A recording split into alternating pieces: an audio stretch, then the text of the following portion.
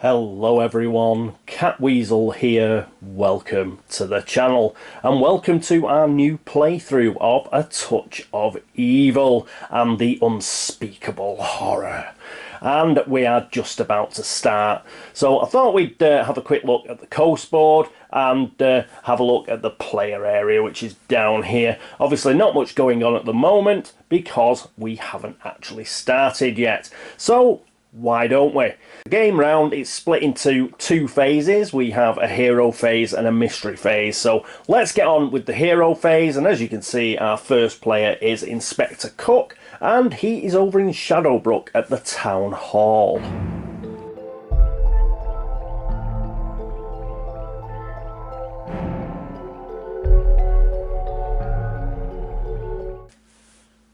And here we are in Shadowbrook with Inspector Cooke, and also Amory's there in the town hall with him. Okay, so the first thing we do during the hero phase is movement. Unless, of course, we'd had a minion there with us, we'd have to fight. But as it is, we're going to roll to move. And we get a 1.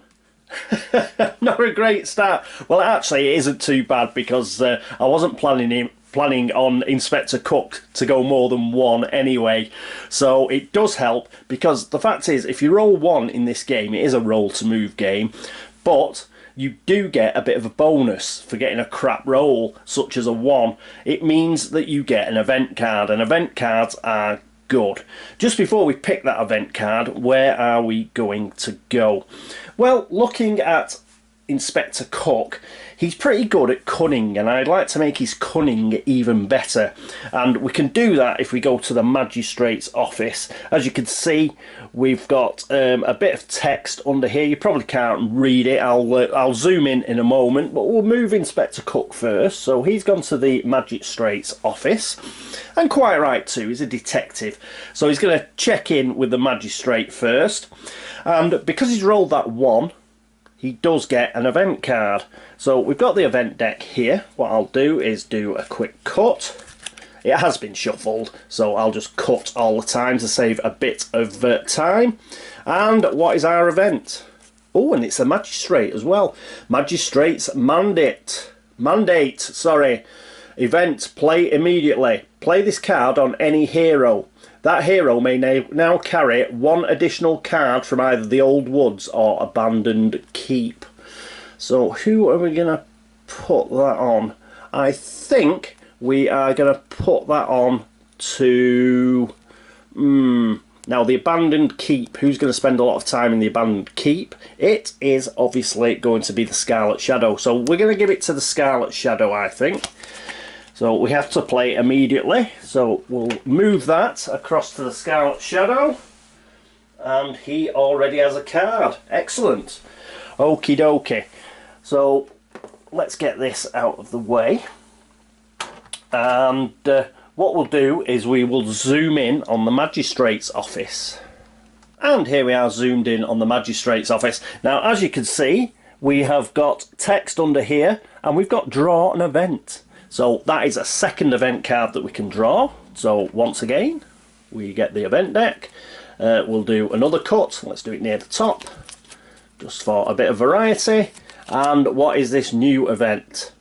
Battle Fury.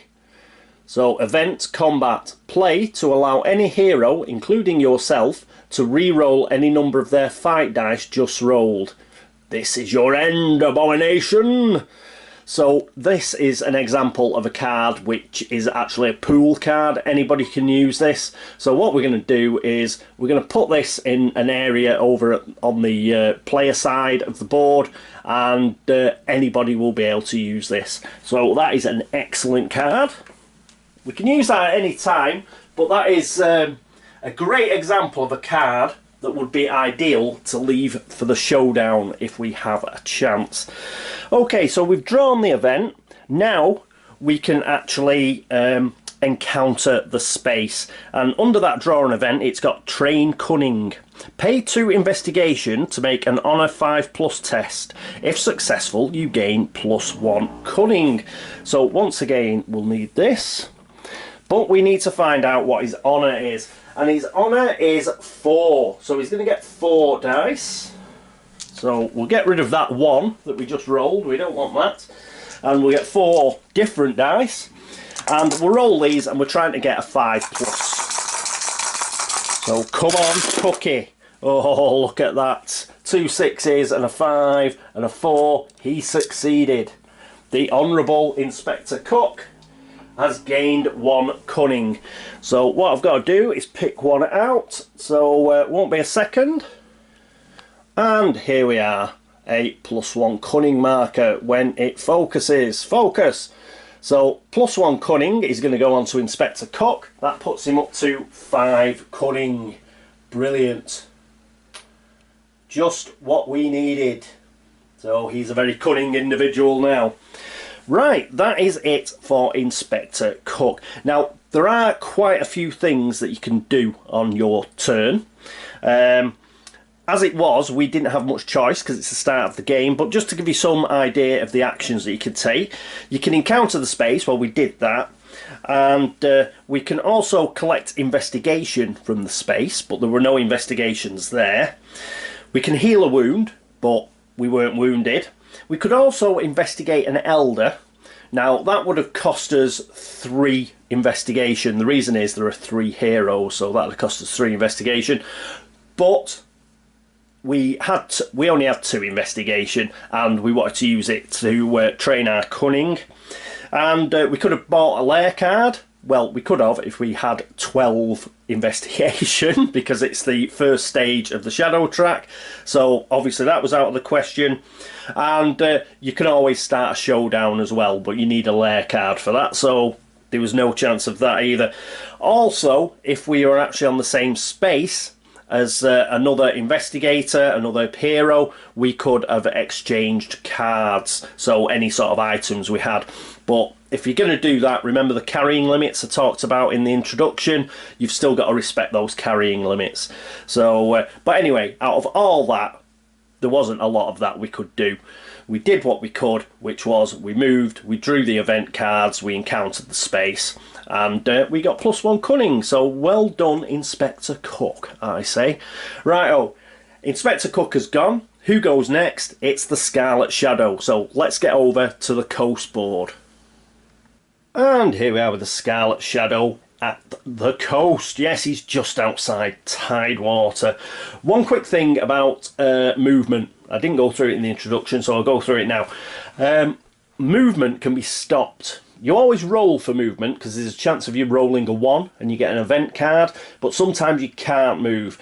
For example, if you have a square minion. Remember the old Crimson Hand? So if they were on here, we wouldn't be able to move. We'd still roll for movement because we could potentially get that event, but we'd have to fight. Yes, on here. Similarly, if we were trying to get to the lighthouse and we rolled a 2, we wouldn't be able to move past the Crimson Hand because they are a square minion. However, if there is ever a circular minion on the board, like these crows, you can go past those. So you can quite cheerfully plonk past those. You don't have to stop and fight them. So there is a slight difference between the minions. As it is, I think we've only got square minions in this game, but occasionally you may get a mystery card that will ask you for a specific minion and they may be circular. If they are circular tokens, then we can move through them.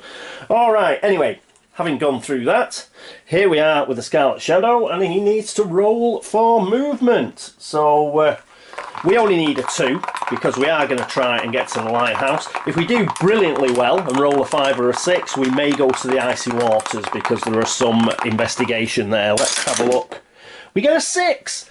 So in fact, yes, he can move anywhere. Remember the Scarlet Shadow? He has a ability which is Shadow Move. Anytime he has a 6 or more for movement, he can move to any space. So I think what we will do is we will move to the icy waters. He'd have been able to get there anyway with a 6. But the fact is, we want to try and hoover up some of these investigations. Now, we've got a bit of a choice here because we have investigations, which is always good. So one of our choices is open to us. Now, all those things that I went through during Inspector Cooke's turn, you can do those in any order. So the Icy Waters does have some text there. So what we'll do is we'll zoom in and we'll have a look at the text and we'll have a think about what order we're going to do things in. And here we are at the Icy Waters. So we can roll a d6. We'll have to do this, but as I say, we can do it in any order. Roll a d6. On a 3+, we'll get an event card. Now on a 1 or 2, we'll draw a mystery card, which isn't so good. This space also starts with 3 investigations. What we're going to do is try and pick up the investigation first. The reason for that is, if we roll the d6 first, there's a good chance that, well, there's a small chance, there's a 33% chance that we'll get a mystery card and it may duff us up. So let's try and get as many of these investigations as possible. And it'll also show me how you actually roll for investigation. Now, investigation is either a cunning roll or a spirit roll. And whatever your cunning or spirit is, that is the amount of dice that you roll, and we're looking for a 5+. If we can get a 5+, we can pick up as many investigations as 5+s that we roll. So having a look at the Scarlet Shadow, he has, out of his spirit and his cunning is best at 3. So he's going to get 3 dice. So we'll pick up that 6 he just rolled and a couple of others. And what we're going to try and do is pick up as many of these investigations as possible. So we need 5+s. And look at that. He gets 2. The man's a star. So he picks up 2 investigation, leaves 1 there. He now has 4 investigation. That is cool. And what he's going to do now is he is going to properly encounter the space. So he's got to roll that d6. So obviously we're going to roll that 6 that we just rolled. Always re-roll your 6s, kids. And we get a 5. So that is excellent. That means we draw an event card. Event cards are good. So here we go. This time we'll cut it near the bottom. And what is our event? Avenging the Fallen. She's taking no prisoners, is she? Nice one. Event combat. Play during a fight round to gain +2 fight dice for each dead town elder, not evil elders, and each hero that is currently knocked out. Or we can play when a hero is knocked out during a showdown. All other heroes are +2 fight dice until the end of that showdown. This is a very good card to keep. If we could keep this for the showdown, brilliant. So that will go in our pool. So I'll pop that at the top of the player area, won't be a moment. So we've now got 2 good cards up there. Excellent. And that is it for his go. I don't think he's going to do anything else. He could pay 3 investigation to have a look at the secrets of a town elder, but because he's got 4 investigation, but I like to, at the beginning of the game, I like to build up a head of steam with investigation and have quite a few people with at least over 6 before I start buying items and stuff. It just means if you get knocked out, you've got the wherewithal to pay the penalty without losing any items. So let's build up some investigation first if we can. Alright, and obviously we don't have enough money for layer cards or any of that palaver this early in the game. Right, oh, that is it for the Scarlet Shadow. Next up, it will be Amory, the school teacher, and she's over at the town hall in Shadowbrook. And here we are at Shadowbrook with Marie. Just before we start our turn, I nearly started with an error. Inspector Cooke, remember, he did that train cunning. He nearly forgot to pay his investigation. It cost 2 investigation to actually take that test, so he's paying it now. Nearly forgot to pay, and the magistrate, he wouldn't take kindly to that, would he? So he's actually paid his 2 investigation now. Back to Amory, she's in the town hall. What she's got to do is she has got to roll for movement. So we'll take that very nice die that's been doing 5s and 6s for us, because we're going to try and get her to the manor house. So let's roll a 6. God, I love this dice! Let's keep it off to one side. Right, so she's got a 6. So she is going to go 1, 2, 3, 4, and she has ended up there at the manor. We will zoom in on the manor because we're actually going to have a proper card. It's got its own deck, so we're going to have a card encounter. Won't that be exciting? So I'll just zoom in and get the deck sorted. And here we are at the manor, and there is the manor deck. Now, the only thing we can do is pretty much encounter the space. We've got no special card text. There's no special text down there on the actual space itself. So what we've got to do is we've got to encounter the deck. All the other stuff, buying a layer card, what have you, healing wounds, all that's out of the question. It's the start of the game. So let's take the mana deck. Let's give it a quick cut and let's read what is going on. This doesn't look good. The bleeding wall. What's up with the bleeding wall? I don't bleeding know. After dinner, the silence is broken by the scream of a servant girl. Rushing to the study, you are aghast to discover the west wall apparently bleeding. Is this trickery or a dark sign of things to come? Make a cunning and spirit 5+ test and gain 1 investigation for every 5+ rolled. So a chance to get some investigations. So make a cunning and spirit 5+ test. Just going to check that. I think it should be cunning or spirit, I think. But I'll just check that. And I'm back. No, we add them together. So she has got 3 cunning and 4 spirits. That's 7 dice. So come on. Let's have some investigations, please. Let's see what we get. And look at that, we got 1. If we roll a single die, I'd have got that 5. But I roll 7 and I still get that 5. So all we got was a single investigation. But, you know, it's better than a slap across the belly with a wet kipper. So she's got a single investigation. She moves up to 3 investigation. And we can actually discard this card. We discard this card now. And there are some events or whatever that, some things, some cards that may cause us to actually reshuffle a deck together. And the discards, there are some cards that allow you to look at discards or take them out of the pile, but that's generally items, I think. But if we run out of mana cards, we actually shuffle everything back together as well. But you know, with that amount of cards, it's very unlikely we're going to go through the whole deck. So we'll discard this and put the remaining deck back. And yes, that was a bit of a bummer. We could have done with more than 1 success there. That was pretty poor. But it's the way it goes. We've done pretty well in this turn anyway. And yeah, so we only got 1 success. Bit of a downer. Okay, so that is it for Amory. She's investigated the bleeding wall at the manor.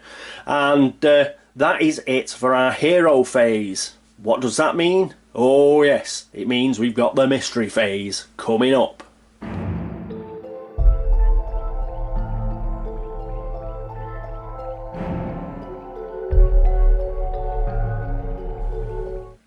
And here we are at the mystery phase. What I'll do is I'll very quickly go through the mystery phase and then we won't have to spend too much time on it later on when we do later mystery phases. So what happens during the mystery phase? Well, first of all, any minions that are on the board will move. Now, this depends on whether their minion chart tells them to move, but there are quite a lot of minions that will move during the mystery phase, and when they do it now. When they will move towards either the town square in Tidewater or the town hall in Shadowbrook, whichever is nearer to their current position. Now, that's a bit of a problem. Firstly, because it means they actually move, so they can start getting in the way and be a real pain. And two, it's a problem if they actually get to the town hall or the town square. The reason is that most of them will then be taken off the board, which seems like a good idea, and whoopee for us, except it isn't. And the reason for that is when they get took off the board, it generally means that your shadow track will go down. So if you have a long line of minions like leaping off the board, this shadow trap will just zoom down and we'll end up losing the game. So it does well to keep an eye on those minions that will actually move during the mystery phase. Now fortunately, the Crimson Hand, the Betrayer and the Fallen, which are our minions for the Unspeakable Horror, do not move. So we should be okay. But saying that, there are mystery cards and things that will give us other minions and they may move, so we've got to keep an eye on that. Secondly, this becomes the real start of the mystery phase now, and because of that, because of the Unspeakable Horror and his The End Times ability, we actually have to have a look at his minion chart, and we have to place a summoning ritual. So we'll have a look at this. Place a summoning circle marker at the hero's location or at a random location if not triggered by a specific hero. It isn't being triggered by a specific hero, it's being triggered by the Unspeakable Horror special ability. So we will have to have a random location, hence the lair deck. So let's have a look at where this summoning circle is going to go. We'll do a quick cut as we normally do, and it's going to the lighthouse. Dun, dun, dun. So there we go, the lighthouse. And always does to give a quick read of underneath. They do have, the lairs have special effects for special villains. In this case it's the Kraken, so we should be alright. So the lighthouse is where the summoning circle is going. Typically it's just out of shot. But I'll just show you a summoning circle. There they are, and they're actually voids on the other side, and you'll see why in a moment. But that's the summoning circle. We'll put it at the lighthouse over here. So it's not too far away from the good old Scarlet Shadow. And he might be able to get there, because he might have to get there, because we have to roll a d6, I believe. Yes, we roll a d6.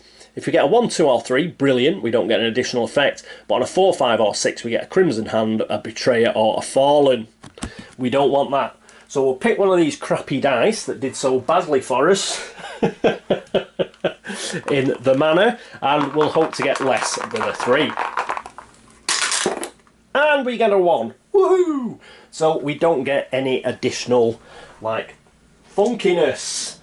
No additional minions. Brilliant. Great start. Let's carry on. If there is already a summoning circle at the location, replace it with a void. So that's why it's got a void on the flip side. Do not roll an additional d6 as noted above for a new summoning circle. So yeah, if it does turn into a void, you don't have to do that roll up there. If there is already a void in the location, instead move the shadow track 2 steps closer to darkness. So as you can see, the longer that the game goes on, the more summoning rituals we're going to get out on the board, the more summoning circles, and the more chance we've got of getting voids, the more chance we've got of getting a double void, and then we get the shadow trap movement. We do not want that. From what I recall, I do not think we can get rid of those summoning circles. I think they're stuck on the board. So we have to keep an eye on that, and the quicker we defeat the Unspeakable Horror, the better. So that's a summoning ritual. We can get rid of that. Now we can go back to our normal mystery phase, and what we'd normally do now is knocked out heroes would be revived. So if a hero got knocked out, normally they'd get put in the town hall, or in Scarlet Shadow's case he goes to the abandoned keep. but it's the same thing, just different places. They would get revived. So any wounds that were on those particular heroes would disappear, and they would stand up and they'd be ready to go. Now this is important as regards timing, because we're doing it now. This is before we use the cooperative chart, and it's before we use a mystery card. That means that if the chart or the mystery card causes one of our heroes to be knocked out, we will miss a whole turn, because they will not get revived to the next mystery phase, and that is a real kick in the teeth. So my advice is, if you're going to get knocked out in the hero phase, because then you've only got a short time to wait till you get revived. But that's easier said than done, and we'll have to see how we go on. But it's a real kick in the teeth when you get knocked out during the mystery phase, because you miss a whole turn. Okay, so that's the knocked out heroes. After that, the villain will heal. So if the villain is still alive, if you haven't defeated it, but it's got some wounds on, you will roll a d6. It will recover d6 worth of wounds. This is in addition, because the Unspeakable Horror also has a special ability whereby at the end of a showdown, if you haven't killed it, it immediately gets d3 wounds back, and it'll get a +1 combat as well, I believe. So this is in addition to that. So it does well that if you're fighting the actual villain, try and kill it. Try and kill it first time. That's the advice there. But yeah, what happens is it will start regenerating if you don't kill it during the mystery phase. Right, after that, then we roll on the advanced cooperative mystery chart, which is here. Now, as far as this goes, it's all pretty bad, but what you don't want to roll is a 2. Because at the top there, you get a surprise showdown, which means you end up fighting the Unspeakable Horror, and it's just generally, you just get a good pasting. Yeah.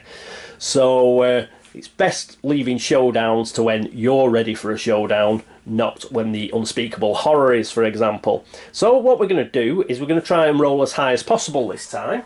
So I'll take 2 dice. I'm not going to use that dice, one of those dice that we had at the manor. I'm going to use one of those funky 6 dices that were helping us out earlier, and we'll hope to roll high. Come on! We roll a 4, which is not very high. So let's see what problems that is going to give us. Lies and deceit. Roll a d6. Any town elder with honour equal to or less than the roll gains 1 secret. If any town elder has 3 or more secrets, immediately reveal them. Right, this is bad. Right, so we only roll 1d6. We need a low one. So let's get that 1 from before. And because there are people with just a single honour, so they're going to get an extra secret. Damn it. Right. A 5. Fantastic. That's virtually everybody. It's easier to find out who didn't get an extra secret. And has anybody got 6 on her? Lord Hanbrook doesn't get a secret. And the Harbour Master doesn't get a secret. Everybody else does, which means we're in big trouble in the coast, because there are 2 people in the coast that are going to have to reveal their secrets. Hang on while I get the secrets deck. Right, so here we go. We'll go from left to right. So Lady Hambrook gets a secret. Oh, let's give him a quick shuffle. Give him a quick shuffle and a cut, and then we'll do it. Right, so Lady Hambrook, she gets 1. She's got 2 now. Magistrate Croft has also got 2. That's his. The Reverend Harding, he gets his 2nd secret. Dr. Manning gets his 2nd secret. And Sophie the midwife gets her 2nd secret. This is bad. Right, and then now Mayor Carver, that's his secret. We'll put that there because we're going to have to reveal his. The Widow Jessica, she gets her 3rd secret. We'll put that there. She's going to have to reveal hers. And the Harbour Master, he doesn't get a secret. So only Lord Hambrook and the Harbour Master didn't get an extra secret. Let's dig out Mare Carver and the Widow Jessica, because these have 3 secrets each. Remember, the town elders in Tidewater have 2 secrets at the start, so they've now got 3. So Mare Carver, he looks evil to me.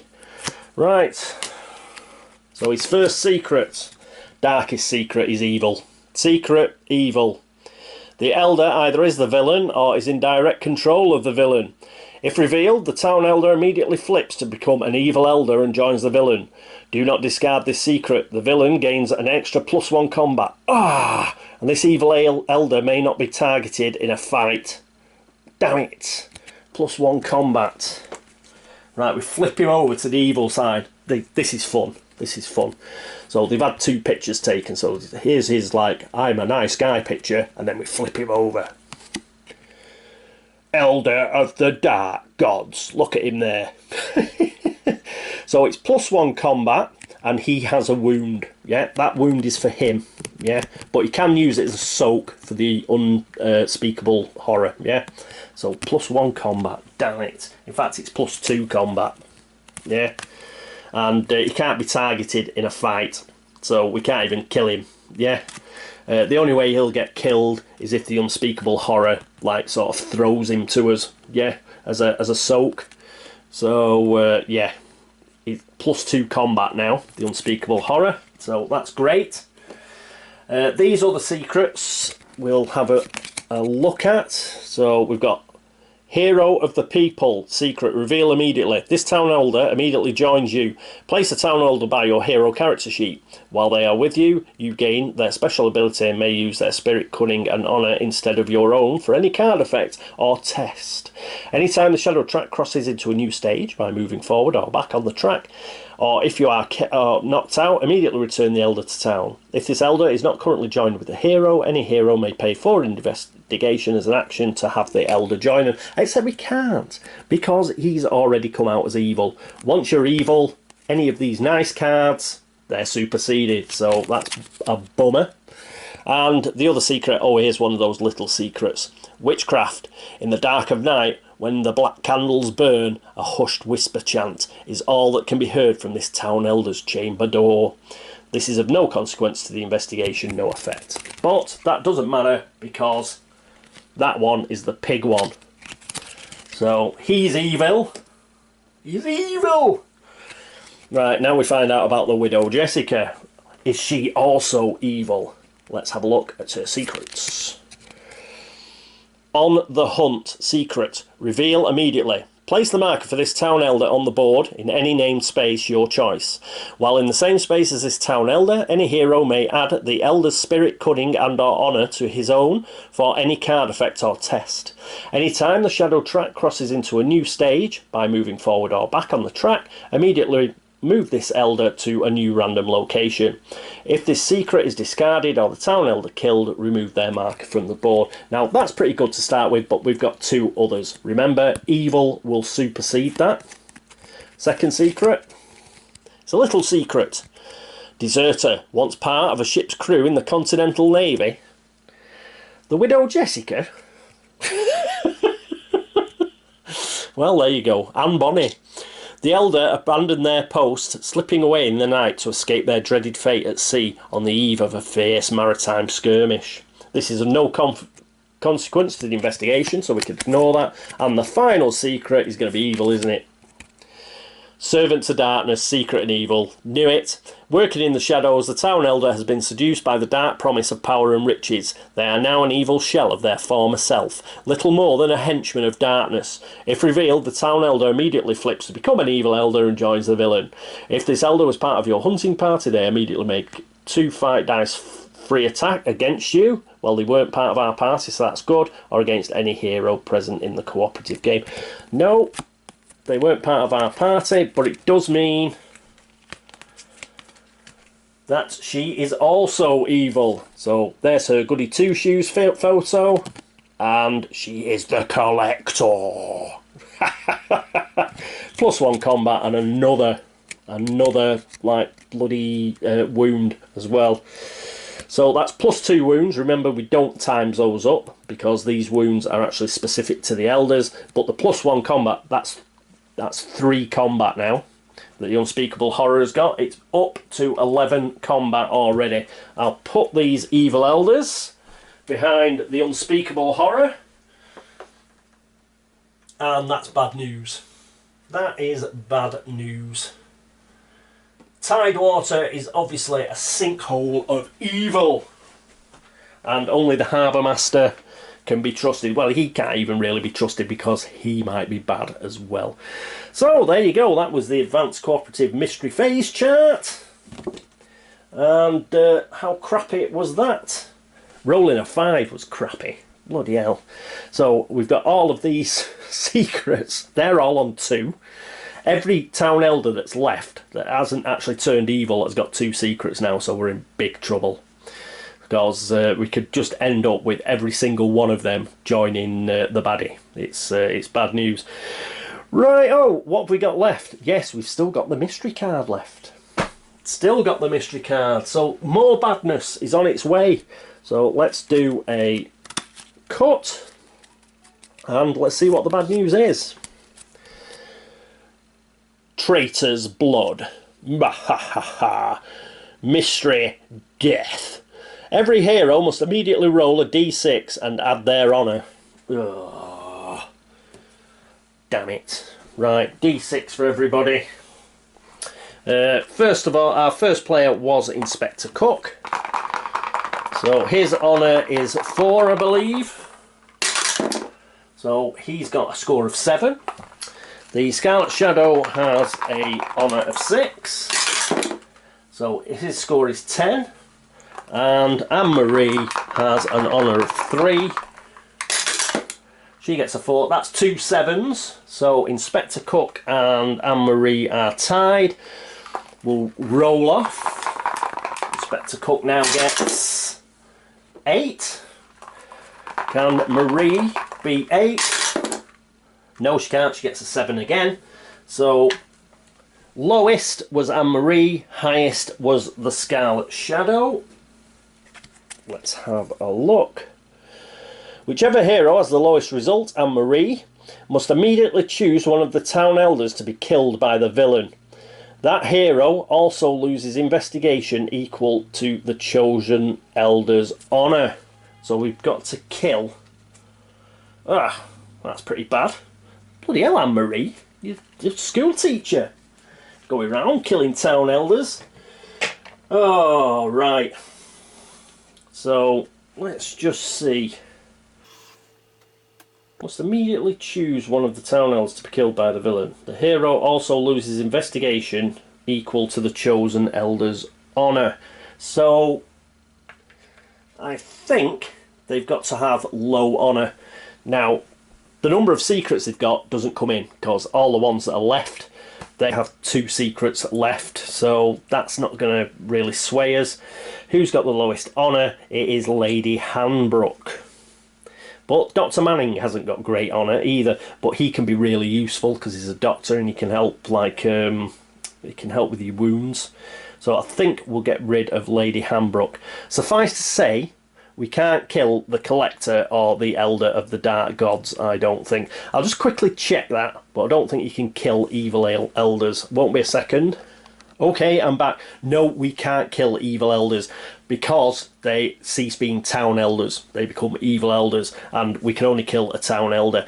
But it is a bit... You do need to check that because you can have a town elder that you know is going to be evil. Like you can have a look at their secrets and you might know that they're evil, but they haven't actually come out as evil yet. You can kill them because they are not an evil elder yet. They haven't been exposed.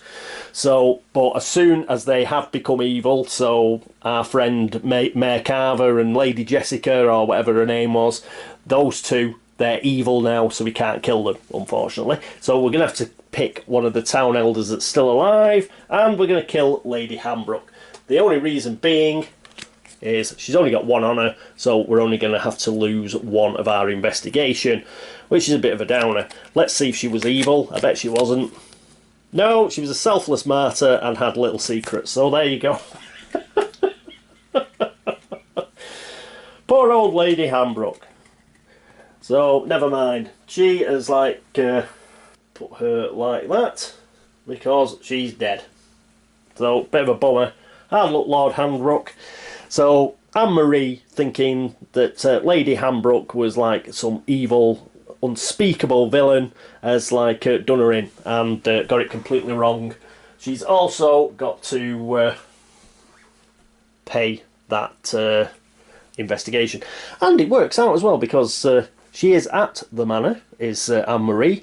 So as well as going there and looking at the bleeding wall, only finding out one investigation, she's thought, oh, that is the work of Lady Hambrook, and done her in, and actually killed a selfless martyr. So there you go.